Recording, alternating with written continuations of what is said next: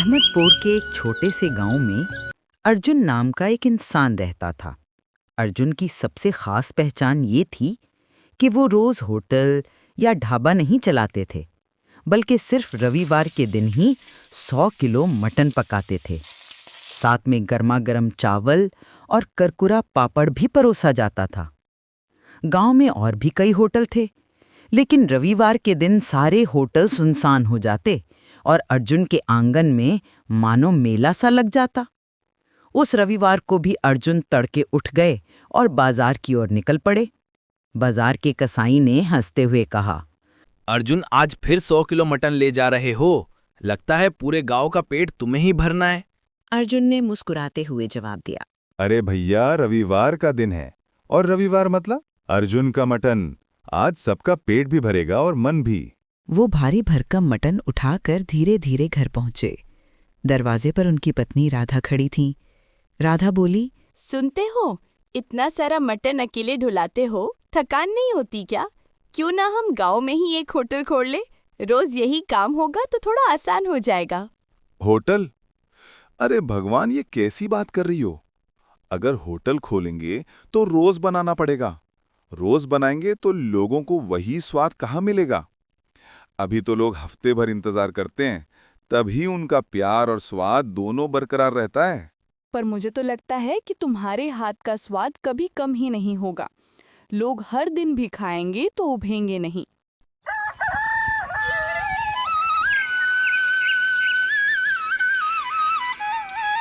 सुबह उठते ही अर्जुन ने जल्दी से मटन तैयार किया और इधर राधा कड़क पापड़ तल रही थी। राधा ने हंसते हुए कहा, अरे, ये खुशबू तो मोहल्ले के कोने कोने तक पहुंच गई है। देखना, 12 बजते ही लोग उमड़ पड़ेंगे। लोगों के चेहरे पर जो चमक होती है ना, वही मेरे लिए सबसे बड़ी कमाई है। जैसे ही घड़ी ने 12 बजाए, लोग आने लगे। कोई परिवार पूरा आ गया तो कोई भागा भागा आया। बच्चे खुशी से उछल रहे थे। काका बड़े प्यार से प्लेट सजाते। गर्मा गर्म चावल, मसालेदार नली वाला मटन और साथ में पापड़। पहला नवाला खाते ही सब बोल उठते, वाह काका, ये तो कमाल है। आप रोज क्यों नहीं बनाते? अरे भाइयों, यही तो मजा है। अगर रोज मिलेगा तो ये स्वाद खास कहाँ रहेगा। याद रखो, ये मटन सिर्फ रविवार को ही मिलेगी। आपके राज चाहे जो भी हो, अर्जुन पेस्ट आपका मटन तो लाजवाब है।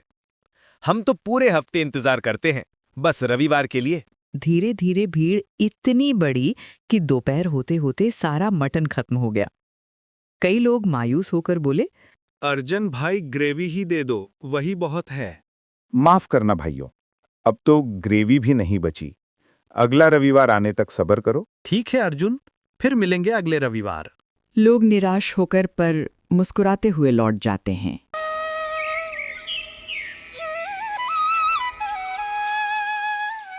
रात को जब सब सन्नाटा हो गया तो अर्जुन और राधा खाट पर बैठे बातें कर रहे थे। राधा बोली, तुम सच में बहुत अच्छा मटन बनाते हो। क्यों ना हम सचमुच एक होटल खोल लें? लोग रोज आएंगे। अगर रोज बनाएंगे तो ये स्वाद अपना जादू खो देगा। स्वाद का असली मजा इंतजार में है।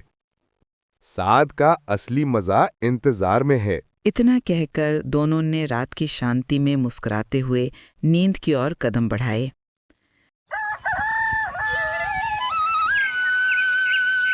अगले दिन सुबह अर्जुन गांव की गलियों में टहलते हुए निकल पड़े।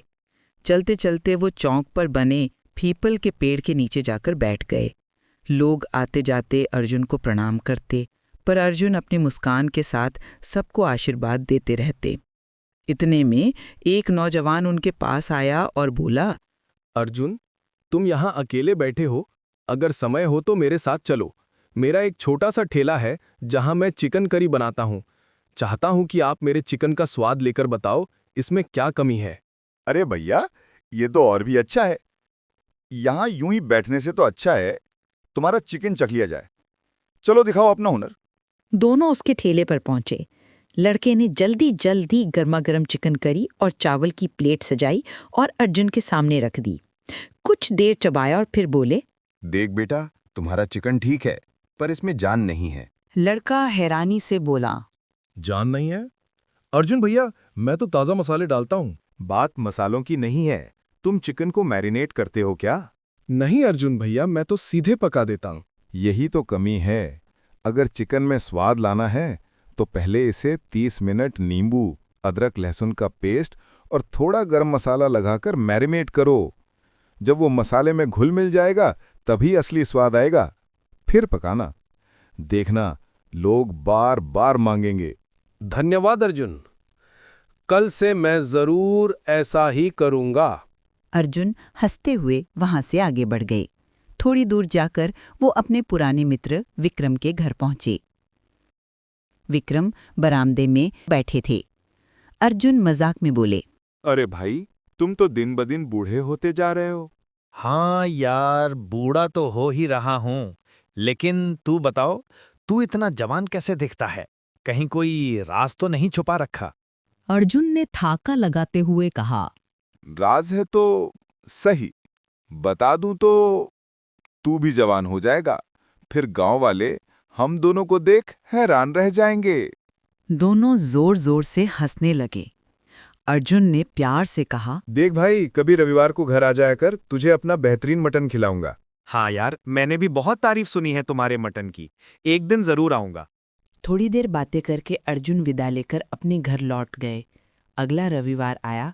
अर्जुन फिर सुबह सुबह उठे, ताज़ा मटन लेकर आए और बड़े हांडी में लकड़ी के चूल्हे पर पकाना शुरू कर दिया। धीरे धीरे गरम मसालों और गुप्त मसाले की खुशबू पूरे गांव में फैल गई। दोपहर के 12 बजते ही गांव वाले जमा हो गए। जैसे ही पहली प्लेटें परोसी गईं, सबके चेहरे खिल उठे। एक आदमी चखते ही बोला, अरे अर्जुन, आज तो प्लेट में मटन के पीस ज्यादा दिख रहे हैं। दूसरा हंसते हुए बोला, हाँ अर्जुन भैया, मुझे तो 2-2 नली वाले टुकड़े मिल गए। अर्जुन ने मुस्कुराते हुए कहा, अरे भाइयों, आज मैंने जानबूझकर सबको थोड़ा ज्यादा दिया है। लोग हैरान होकर बोले, पर अर्जुन भैया, आज ऐसा क्या खास है? अर्जुन ने मुस्कुराते हुए कहा, आज की ही तारीख को मैंने पहली बार रविवार का मटन बनाना शुरू किया था, तो समझ लो ये हमारी सालगिरह है। इसी खुशी में आज सबको 2 गुना मटन मिलेगा। गांव वाले खुशी से झूम उठे और खाने में डूब गए।